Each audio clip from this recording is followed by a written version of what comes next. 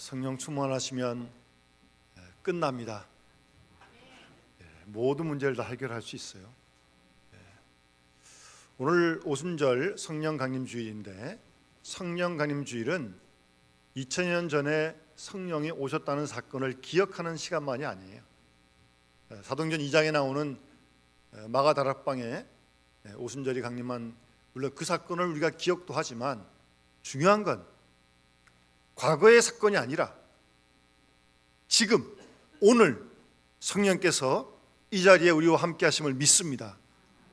아까 우리 가사에 보면 그 성령을 느끼리, 그런 가사가 있어요. 우리의 영혼이 살아있고 건강한 영혼이라면 지금도 우리 가운데서 감화하시고 감동하시는 성령의 감동을 느낄 수 있습니다. 느끼게 됩니다. 그게 성령 충만한 거예요. 그럴 때 우리가 기뻐할 수 있습니다. 뭘 먹고 뭘 가져 기뻐하고 알고 기뻐하는 게 아니에요. 그냥 기뻐한 거예요. 성령이 함께 하시니까. 어떤 상황에서도 성령이 함께 하시니까 두려워하지 않는 겁니다. 세상에 두려운 일이, 무서운 일이 많이 있어요. 걱정 일도 많이 있고, 그러나 성령께서 함께 하심을 우리가 느끼기 때문에 두려워하지 않는 겁니다. 그런 은혜를 우리가 지금 누려야 돼요. 오늘 누려야 돼요. 오늘. 아니, 내일도 누려야 되고요. 왜요? 성령께서 우리와 함께 하시니까. 우리를 고아와 같이 결코 버려두지 않으시니까요. 우리가 그걸 믿고 성령이 함께 하심을, 임재를 우리가 경험할 수 있어야 합니다. 느낄 수 있어야 합니다. 그런 은혜가 우리 모두에게 함께 하시길 바라고, 그래서 그 성령과 함께함으로 우리가 모든 인생의 문제들을 견뎌가고 이겨가고 더 나아가서 그 예수 그리스도를 증거하는 겁니다. 거기까지 가야 되는 거예요. 그래서 성령을 우리에게 부어주신 거예요. 우리가 충만함을 사모하는 겁니다. 복음의 증인되기 위해서 그러는 거예요. 우리 모두가 성령 충만함을 다 원합니다. 예수 믿는 사람 그 싫어하는 사람 아무도 없어요.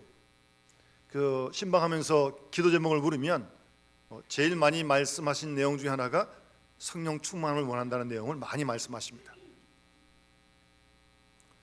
그 모두 우리 그리스도인들이 공통적으로 원하는 기도의 제목이에요. 소원이에요.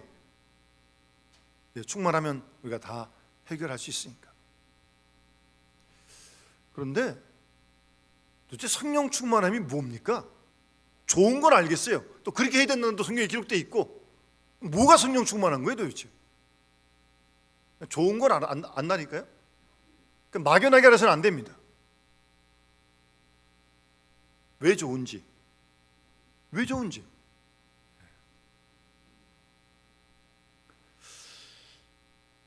중요한 건 이례적으로 충만한 사건을 경험한 것도 물론 중요한데요, 한 번만 이례적으로 하면 안 돼요. 중요한 건 계속 충만해야 돼요. 지속적으로 충만해야 됩니다. 그래서 소위 영성 훈련이 필요한 겁니다. 교회 있을 때만 충만하면 안 돼요. 여기 나와가지고 직장에서, 가정에서, 거기서도 충만해야 되는 거예요. 아니, 어찌 보면 교회보다 세상에서 더 충만해야죠. 그래 세상을 이길 수 있으니까, 내 믿음 지킬 수 있으니까. 지속적으로 충만해야 됩니다. 한 번만 충만하면 안 돼요. 어디 가서 기도할 때 충만했다, 물론 감사한 거죠. 그거 기도원에서만 충만하면 되겠어요? 내려봐서도 충만해야지. 우리 자신의 우리 성령 충만한 상태를 우리는 늘 항상 점검을 해야 됩니다. 그래서 충만한지 안 한지 보통 다 알거든요. 충만한 상태의 느낌이 있고 생활이 있고, 또 그러지 못한 때 우리 모습이 있는 걸 우리가 아니까 잘 우리를 살펴야 됩니다. 여러분, 갈멜산에서 바알의 450명 선지와 함께 바알이 참신이냐 하나님이 참신이냐 대결했던 엘리야가 불로 응답받지 않습니까? 그리고 바알의 450명 선지자 다 죽입니다. 그랬던 엘리야가 이제 이세벨이 엘리야를 죽이려고 그래요. 그래서 피난을 가가지고 하나님 나 죽여주십시오. 엘리야가요, 불로 응답받던 엘리야가 그렇게 됩니다. 충만했던 엘리야, 불로 응답한 엘리야도 때로 위기를 경험하고 두려울 때 그렇게 영적으로 또 떨어질 때가 있는 겁니다. 그게 사람이니까요. 감사한 건 그때 하나님이 그 엘리야를 찾아봐 주셔서 위로해 주십니다. 먹을 것도 주시고요, 다시 사명도 주시고요. 우리도 마찬가지입니다. 때로 하나님의 은혜로 충만함을 경험할 때 있습니다. 기쁨으로 주의를 감당하고 주의 뜻을 이루고, 그런가 하면 또 완전히 또 영적으로 침체돼서 완전히 딴 사람이 될 때도 있어요. 똑같은 사람인데. 이상하죠? 왜 그러는 거예요? 사람은 똑같은데 왜 충만했다가 또 정반대가 됐다 그러는 거예요? 똑같은 사람인데. 똑같은 사람이잖아요. 엘리야도 같은 사람이고 우리도 같은 사람이잖아요. 그러니까 사람은 같은데 그 사람이 어디에 영향을 받느냐, 어디에 소속되어 있느냐, 거기에 따라서 같은 사람이 이러기도 하고 저러기도 하는 거예요. 자신을 잘 살피세요. 그래서 오늘 본문에서 사도 바울은 두 부류로 말씀하시는 거예요. 육신을 따르는 사람, 영을 따르는 사람, 그렇게 두 부류로 나누어서 설명을 합니다. 육신을 따르는 사람, 전에 성경에는 육신에 속한 사람, 영을 따르는 사람, 영에 속한 사람, 그렇게 두 부류로 지금 설명을 하고 있는 거예요. 시간 관계상 더 읽진 않겠습니다만 갈라디아서 5장에 가면 사도 바울이 이 두 부류의 사람을 아주 정확하게 구분을 합니다. 여러분 그 말씀을 보시면서 자신을 먼저 진단해야 돼요. 내가 지금 어디에 속해 있는지, 육신에 속해 있는지 영에 속해 있는지를 분명히 구별해야 됩니다. 그래야 조심하게 되죠. 어디 속해 있는지도 모르고 함부로 막 나가면 되겠습니까? 그래서 나중에 5장 뒷부분에 잘 보시면 정확하게 말씀합니다. 육체의 소욕은 성령을 거스리고 성령은 육체를 거스리라니, 이 둘이 서로 대적을 해요. 대적을. 그래서 서로 못하게 해요. 육신의 소욕은 성령의 소욕을 못 따르게 하고 성령의 소욕은 육체의 소욕을 못 따르게 해요. 그러면서 육체의 일은 분명하니 음행과 더러운 것과 호색과 우상 숭배와 주술과 원수 맺는 것과 분쟁과 시기와 분냄과 당짓는 것과 분열함과 이단과 투기와 술 취함과 방탕함이니, 15가지를 구체적으로 말씀하십니다. 이런 모습으로 나타나는 것은 다 육신을 따르는 소욕이라는 거예요. 반면 성령의 열매는 성령의 소욕을 따라가게 되면 사랑과 희락과 화평과 오래 참음과 자비와 양성과 충성과 온유와 절제의 9가지 열매를 맺게 된다는 겁니다. 그러니까 우리가 성령 충만한다는 것을 느낌이나 감으로 봐가지고 판단하면 안 됩니다. 그거는 상당히 확실성이 없어요. 열매를 보면 알아요. 내 생활 속에 어떤 열매가 맺혔냐를 내가 보면 이게 육체의 소욕을 따라간 건지 아니면 성령의 소욕을 따라가는지 확연하게 알 수 있잖아요. 느낌이나 감정만 가지고는 안 됩니다. 이런 삶의 열매를 잘 보면서 내가 지금 하나님의 은혜로 성령의 소욕을 따라서 이런 열매를 맺었구나. 아니, 내가 지금 이 모습은 육체의 소욕을 따른 모습이구나. 정확하게 진단을 해요, 제 자신을. 그래야 회개도 하고 고칠 거 아니겠어요? 어쨌든 이 둘은 서로 대적을 합니다. 육체의 소욕은 성령의 소욕을 못 이루게 하고 성령의 소욕은 육체의 소욕을 서로 대적을 해요. 그 싸움이 계속 이루어지고 있는 겁니다. 하나님 나라 갈 때까지 이루어질 거예요. 잘 자신을 살피세요. 그런 걸 가리켜 소위 영적인 싸움을 한다, 그렇게 말하는 것입니다. 그래서 오늘 본문에는 육신을 따르게 되면 어떻게 되느냐, 그리고 성령을 따르는 자는 어떻게 되느냐, 로마서 8장에도 그 말씀을 하고 있는 것입니다. 그러니까 육신을 따르는 사람은 언제나 육신의 일만 생각합니다. 오늘 5절 말씀에 육신을 따르는 사람은, 육신에 속한 사람은 언제나 육신의 일만 생각을 해요. 근데 육신을 따른다는 말도 이 고린도전서 3장에 보면 바울이 이렇게 표현합니다. 고린도교회 편지하면서 내가 신령한 자들을 대함과 같이 너에게 말할 수 없어서 육신에 속한 자 곧 그리스도 안에서 어린아이들을 대함과 같이 하노라라고 바울은 그렇게 육신에 속했다는 것을 그렇게 표현하고 있습니다. 그러니까 이건 예수 믿는 사람 얘기하는 거예요. 안 믿는 사람 얘기하는 게 아니에요. 예수 믿었는데 아직도 육신에 속해 있어요. 신령하지 못해요. 믿긴 믿는데 어린아이와 같아요. 그 표현을 쓰고 있는 거예요. 육신에 속한 자, 그리스도 안에서 어린아이들 같이 대한다고요. 그래서 딱딱한 음식을 줄 수가 없어요. 먹일 수가 없어요. 먹지 못하니까. 어린아이기 때문에. 그렇게 고린도 3장에서 표현하고 있는데, 오늘 로마서 8장에서 육신을 따르는 자는, 육신에 속한 사람은 언제나 육신의 일만 생각한다, 그렇게 말씀하시는데, 여기서 육신을 따른다는 말은 어떤 우리가 동물, 짐승 같은 본능을 따른다는 말이 아닙니다. 여기서 육신을 따른다는 말은 우선 자기 중심적인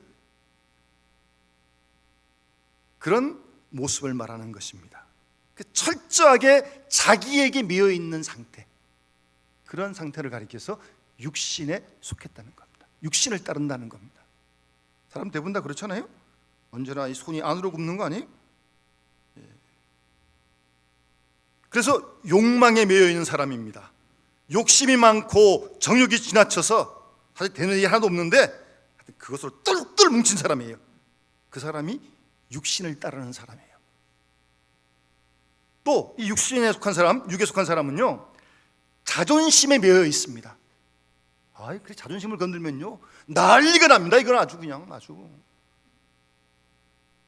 예? 자존심을 건들면요. 자존심에 매여 있는 것도 육신에 매여 있는 거예요. 육신을 따르는 삶이에요. 그 완량한 자존심, 그거 세우느라고 정신이 없습니다. 어찌 보면 현대인들이 대부분 다 그렇지 않습니까?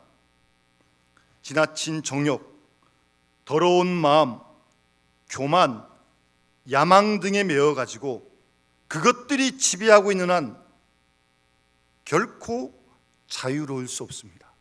육신을 따르는 한 자유는 없습니다. 주의 영이 있는 곳에 자유함이 있습니다. 영을 따라야 잠을 누리는데 육신에 매여있으니까 자유함이 없는 거예요. 가진 것도 있고 아는 것도 있는 것 같은데 늘 불안하고 늘 근심하고 잠도 못 자고. 어떻게 보면 정신적인 파멸이죠. 영적인 자살이고요. 육신을 따르면 그렇게 된다는 거예요. 그래서 오늘 본문에 육신을 따르는 자는 육신을 생각하는데 육신의 생각은 뭐예요? 6절에 사망이에요. 사망. 여러분 잠언 말씀도 보면요 14장 30절에 평안한 마음은 육신의 생명이나 시기는 뼈를 썩게 하느니라 그랬어요. 여러분 시기하지 마세요. 육신을 따르는 건데 뼈가 썩어요. 여러분의 뼈가 썩는다니까요. 17장 22절에도 마음의 즐거움은 양약이라도 심령의 근심은 뼈를 마르게 한다. 뼈를 마르게 하면 어떻게 되겠어요? 오늘 얘기하면 골다공증 같은 거 걸리는 거죠. 뼈가 마르니까 힘도 없고 아프고. 근심이요, 마음의 근심이 뼈를 마르게 한다니까요. 육신을 따르면 그렇게 된다는 말씀입니다.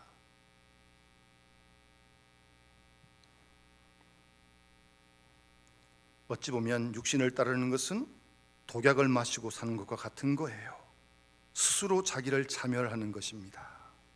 그게 육에 속한 사람입니다. 육신을 따르는 사람의 육신의 생각은 사망에 이르게 된다, 그렇게 말씀하고 있습니다.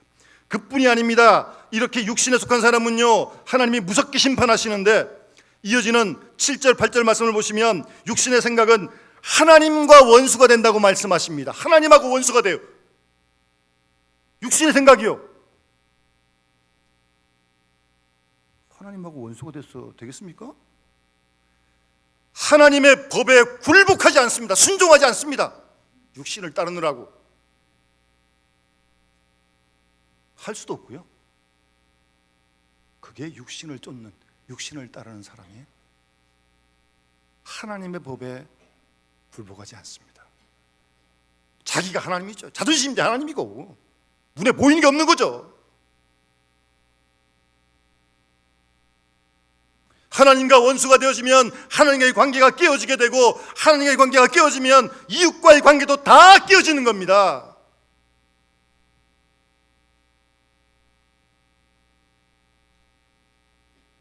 자존심에 매이고 욕심이나 교만에 완전히 매여가지고 하나님의 음성을 듣지도 못하고 알 수도 없고, 그러니 자기가 옳은 대로 하는 거죠. 자기 소견에 옳은 대로, 사사시대처럼 자기가 생각하는 대로 하는 거예요.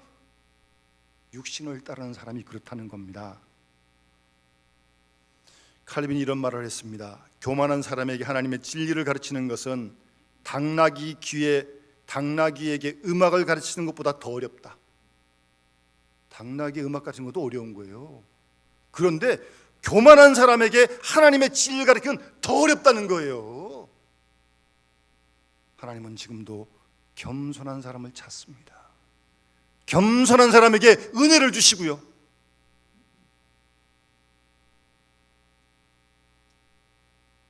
육에 매인 사람은 하나님의 법을 따라갈 수 있는 능력을 잃어버리게 됩니다.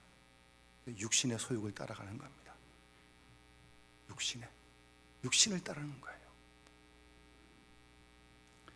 그런가 하면 오늘 본문에 소개하는 두 번째 사람은 영을 따르는 사람입니다.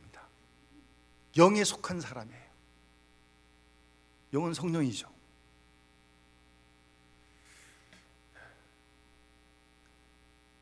영을 따르는 생각이 신령한 곳에 있습니다. 그러니까 신령하다는 건 무슨 말이에요? 눈에 보이는 게 아닌 보이지 않는 세계를 본다는 거죠. 그런 사람이 영을 따르는 사람이에요. 영에 속한 사람이에요. 여러분, 우리가 믿음으로 하나님 나라를 보지 않습니까? 안 봅니까? 하나님 나라를 봐야죠. 예? 보이는 세상이 다가 아니요, 보이지 않는 영원한 하나님 나라가 있음을 우리는 믿습니다. 그 세계를 보고 삽니다. 거기를 준비하고 살아요. 그게 신령한 사람이고 영을 따르는 사람입니다. 그래서 고린도서 4장 18절 말씀에 사도 바울은 우리가 주목하는 것은 보이는 것이 아니요 보이지 않는 것이니 보이는 것은 잠깐이요 보이지 않는 것은 영원함이라고 그렇게 말씀하고 있습니다.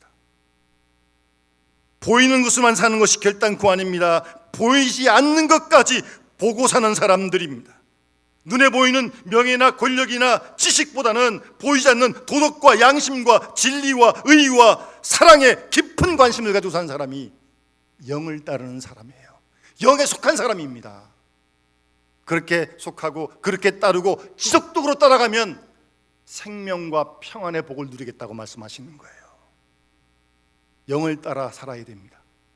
한 번만이 아니고 지속적으로. 그러니까 여러분들 어떤 생각이 들고 어떤 느낌이 감정이 왔을 때 느낌이나 감정이 생각이 영을 따라온 것인지 육을 따라온 것인지 잘 분별을 해야 돼요. 그래서 성령께서 주신 감동이라면 이성으로 주셨든 감정으로 주셨든 그대로 순종을 하고, 혹이라도 우리가 하는 생각이라든가 느낌이 나쁜 마음, 나쁜 생각이 들었다면 아, 이거 육신에서 온 생각이구나, 차단할 수 있어야 돼요. 항상 악한 영과 선한 영이 우리를 계속 도전해 올 것입니다. 우리가 어느 쪽을 선택하는 것은 우리 몫이에요. 여러분들이 어느 쪽을 선택하는 게 달라지는 거예요.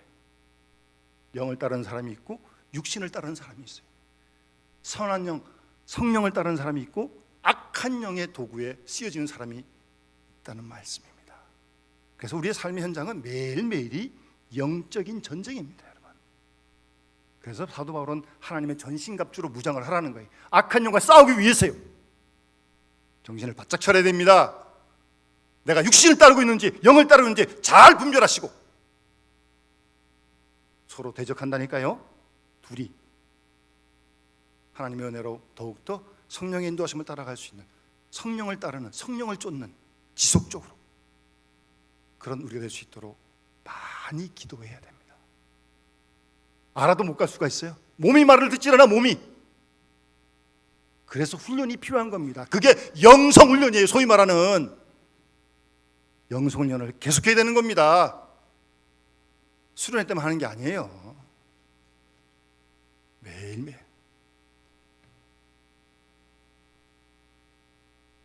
여러분 인격의 주인은 누굽니까? 무엇이 여러분의 삶의 주인입니까? 여러분 인생의 배의 선장이 누구입니까? 배를 좌지우지하는 선장이 무엇이에요? 우리 예수님 사람들도 때로 쓰러기도 하고 넘어지도 하고 때로 실수도 합니다. 그러나 항상 나를 다스리는 중심, 때로 넘어지기도 하지만 그래도 그리스도의 영이, 오늘 부모님 말씀하시는 성령이 다스리는 사람, 그래도 그리스도고 중심적인 사람, 그리고 그래도 하나님께 초점을 두고 사는 사람, 술을 떼고 넘어질 수 있어요. 실수할 수 있어요. 그럼에도 불구하고 항상 우리의 중심이 하나님을 향하고 그리스도를 향할 수 있는 그런 사람, 영에 속한 사람입니다. 이런 영에 속한 사람은 항상 보이지 않는 신령한 세계를 보고 살고 그 영원한 세계에 연결되어진 삶을 사는 것입니다. 그래서 성령을 만나게 되고 그리스도의 영을 받아들이게 되는 것입니다. 그리고 영적으로 활짝 열려있기 때문에 하나님과 성령과 말씀에 대해 늘 연결된 삶을 사는 겁니다. 그 말씀이, 하나님 주신 생각이, 하나님 주신 마음이 성령께서 주신 마음이에요. 그렇다면 그대로 순종을 하는 겁니다. 성령의 바람은 지금도 불고 있어요. 2000년 불는 바람은 지금도 불고 있다니까요. 계속해서 우리를 감화하시고 계속 우리를 감동하십니다. 생각으로 하시든 감정으로 하시든 우리가 성령의 감화 감동에 순종해야 합니다. 이거 한 번, 두 번 감동을 소멸하다 보면요 영적으로 무감각해집니다. 아무리 와서 성령이 감동해도 그 다음 굳어져가지고 감각이 없어요. 그래서 어떤 영성신학자는 오늘 현대인을 가리켜서 현대 그리스도인들은 영적으로 문둥병이 걸렸다, 그렇게 표현을 하기도 합니다. 하나님의 영은 지금도 감동하십니다. 지금도 그 바람은 불고 있다니까요. 계속해서 교회에서뿐만 아니라 밖에 나가서도 말입니다. 근데 우리가 자꾸 소멸해서요. 소멸하다 보니까 영적으로 아주 무감각해지는 거죠. 그렇게 되면 육신을 따라서밖에 없는 거죠. 사람이 뭐 다 똑같은데요. 뭐.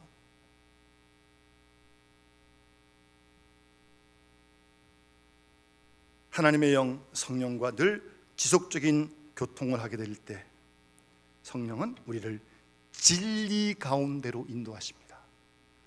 하나님의 영은, 성령은 진리의 영입니다. 예수 그리스도가 진리 아닙니까? 내가 길이요 진리요 생명이라고요. 주님이 원하시는 그 길로 성령이 인도해 가신다니까요. 진리의 길로, 내가 원하는 대로 인도하신 게 아니고. 우리가 진리를 따라가야죠. 주님을 따라가야죠. 성령은 기억나게 하시고 우리를 가르치시고 언제나 하나님이 기뻐하시는 진리의 길로 우리를 계속해서 인도해 가십니다. 지금도 역사하고 있어요. 그래서 지속적으로 성령의 인도하심을 따라갈 때 본문에서 말씀하시는 생명과 평안을 누리게 된다고 말씀하고 있습니다. 여러분, 특별히 오늘 말씀 가운데 성령을 9절에 보시면 그리스도의 영이라고 표현한 것이 상당히 중요한 표현입니다. 이건 신학교에서 공부할 때, 성령론을 공부할 때도 아주 중요한 구절이 되는 말씀이에요. 성령이 누구냐? 어떤 분이시냐? 그리스도의 영이라는 거예요. 성령이. 또 주님이 보혜사로 보내주겠다고 하신 그분 아닙니까? 어떤 사람은 성령을 점치는 영으로 생각하는데 성령은 점치는 영 아닙니다. 어떤 사람은 성령 받으면 모든 걸 다 알게 될 줄 알아요. 시험 공부도 안 해요. 시험 공부하면 어떻게 시험을 잘 칩니까? 공부도 안 했는데. 공부도 안 하고 기도만 열심히 하고 수고만 하면 시험 잘 보는 거예요? 네, 그런 거 조심해야 됩니다. 물론 성령께서 미래에 될 일을 보여주시기도 하는 일들이 성경에 보면 있긴 분명히 있어요. 그러나 성령은 그렇게 모르는 걸 알게 되고 그런 영이 아닙니다. 성령은 본문에 말씀하신 대로 그리스도의 영입니다. 그리스도의 영이란 말씀이에요. 그래서 주님의 말씀을 생각나게 하고 성령은 늘 주님과 우리로 하여금 교통하게 하십니다. 그래서 오늘 본문에 심각하게 말씀하시잖아요. 그리스도의 영이 없으면 그리스도의 사람이 아니다. 아주 냉혹하게 말씀하고 있습니다. 그러면서 이어지는 말씀 보시면 10절에 그리스도께서 너희 안에 계시면 몸은 죄로 말미암아 죽은 것이나, 여기서 죽었다는 말은 육신적으로 죽었다는 말이 아니죠. 그리스도께서 그리스도의 영으로 우리 속에 거하시면, 몸이라고 하는 것은 예수를 믿기 전에 자기가 주인이었던 과거의 옛사람의 모습을 얘기하는 거예요. 그 몸이 죽는다는 거죠. 십자가에 못 박으니까. 영은 의로 말미암아 살아있는 것이다 라고 말씀하고 있습니다. 완전히 그리스도의 영이 지배하는 그런 상태가 될 때 우리의 몸, 옛사람 십자가의 정과 욕심을 못 받게 되는 것입니다. 그래서 사도 바울은 날마다 죽노라라고 그렇게 고백했던 것입니다. 육에 속한 인격을 완전히 십자가에 못 박아버렸기 때문에 몸은 죽어버린 상태가 됐다는 말입니다. 그렇게 되면 그리스도께서 그 몸도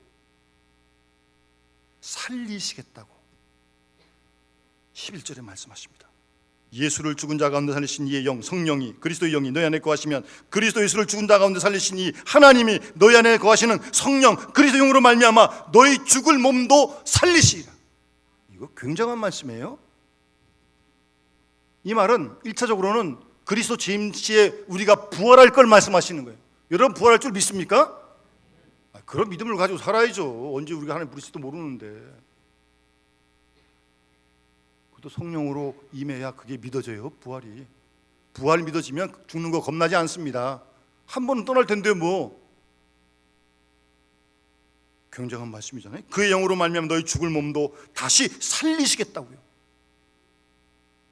동시에 그 신앙의 내용을 현실적으로 실제적으로 우리에게 오늘 적용하면 매일매일의 삶이 내 몸도 내 몸이 아니고 내 정신도 내 지식도 내 것이 아닙니다. 주님에 의하여 다스려지고 주님의 손에 의하여 쓰여지는 그런 몸이 되는 것입니다. 전에는 죄에 의하여 쓰여지고 악의 도구로 쓰여졌지만, 자존심이 날 다스렸지만, 이제는 주의 말씀과 성령의 인도하심과 사랑에 의하여 내가 다스려지는 그런 생활이 된다는 말씀입니다.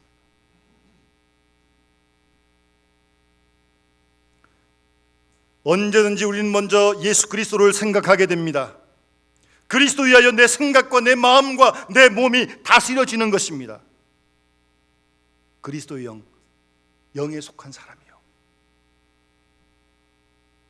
그것이 바로 그리스도인이다 라고 오늘 본문에 바울은 분명하게 말씀하고 있습니다. 주님이 약속하신 보혜사 성령 2000년 전에 오셨고 지금도 우리 가운데 함께 하심을 믿습니다. 그 성령의 바람 지금도 불고 있어요. 교회에서도 불고 직장에서도 불고 가정에서도 불고 어디든지 불고 있어요.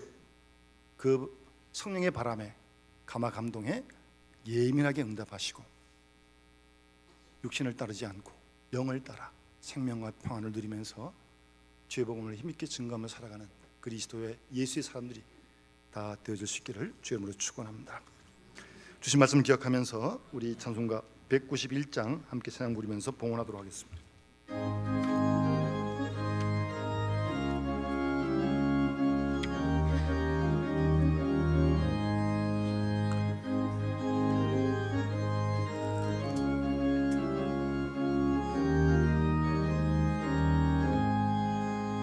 내가 매일 기쁘게 술